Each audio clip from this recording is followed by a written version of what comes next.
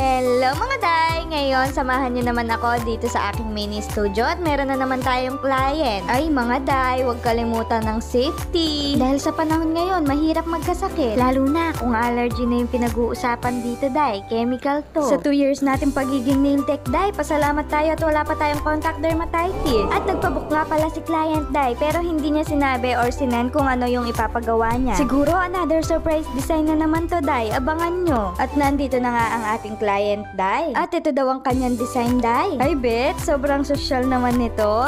Pero parang familiar na tong design na to. Di ko sure pero parang meron na akong nagawa nito. Ibang kulay lang. Nag-disinfect lang naman ako ng alcohol. Ngayon naman ay ikakat ko na ang kanyang natural nails. Kasi nga ang ipapagawa niya dito ay soft gel extension. At ang price ay nasa glad. Kaya mas mura niya itong maa-avail day. Pero kahit nasa glad yan day, pwede mo pang paabutin ng 2 months. Grabe siya oh. Pero kaming mga nail tech talaga ay nire-recommend namin. Ang nails ninyo ay dapat 2 to 3 weeks lang sila day. Pinakamatagal na yung 1 month. Para na rin maging healthy ang inyong mga kuko at maiwasan natin yung accident day. At dito nga ay nag-a-apply na ako ng product day. As you can see, kahit anong product na nilalagay ko, sobrang ingat ko talaga. Hindi ko siya pinapadampi sa mga skin. Kung may maidadampi man ako dyan, agad ko yan tatanggalin day. Dahil dito sa Hapki, priority ko talaga na maging healthy and beautiful ang inyong mga nails day. Dahil itong mga nail product natin ay inimbento para sa kuko day, hindi para sa skin. Pag nga kasi ito ay dumampi sa ating mga skin day or na-expose ang ating mga balat,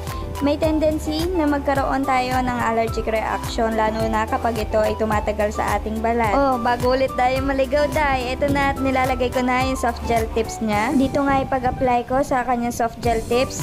Tinututok ko sa isang kamay ko yung UV lamp para i-flash cure. Ako kasi yung nag-a-adjust dito day, hindi yung client. Hindi na natin kailangan na taas baba yung kamay ni client day. At dito day mapapansin mo, iba yung direction ng kuko ni client. Papuntang right day, kaya pag humaba yan, hindi yan magpapantay. Kaya hindi ko susundan yung kuko ni client. I-adjust ko siyang konti, papuntang left. At hindi ko to hayaang gumalaw day. Minsan kasi hindi natin kailangan sundin yung mismong kuko ni client. Kaya nga, every procedure dapat titignan natin or i-assess natin yung kuko muna ni client day. Kasi ang dami nating client or tayo mismo hindi pantay yung kuko. Kaya kapag sinundan mo yan day, tapos humaba, ay litaw na litaw yan day. Tabingi ang kuko ng lola mo. At dahil tayo yung gumawa, tayo pa yung masisisi day. Kahit na in the first place, sa kanila naman yung kukong tabingi day. At ito na nga tayo day, blending part na. Ang inyong paboritong blending part. Ito at pakinggan mong mabuti day. Yan daw kasi yung satisfying para sa kanila, yung tunog niyan.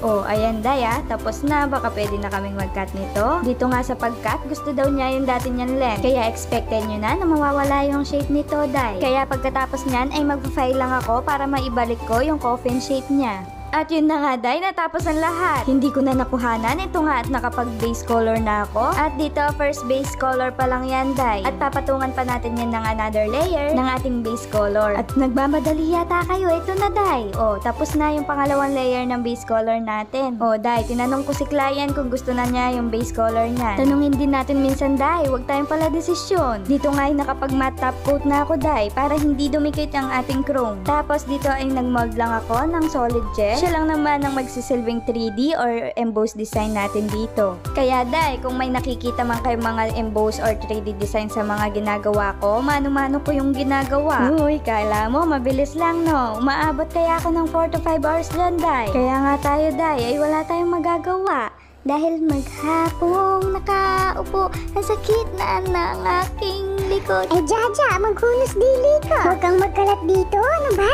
Ay sorry naman day, na-carry the way lang. Ito at mag-chrome na ako. O diba, ang ganda ng pagkaka-chrome niya day. Nilagyan ko lang pala yan ng stone. Nilagay ko na yung stone do sa solid gel bago ko kinure. Para hindi na din tayo magkalat ng glue day. Ang messy kasing tingnan kung ihuhuli mo pa yan, tapos agad lang din matatanggal. Kaya pag nakapailalim siya sa mismo solid gel day, tiyak ko sa'yo, Day. Maglalaban yan. Tatagal yan. At ginawa ko na din ito sa mga kabilang kuko, Day.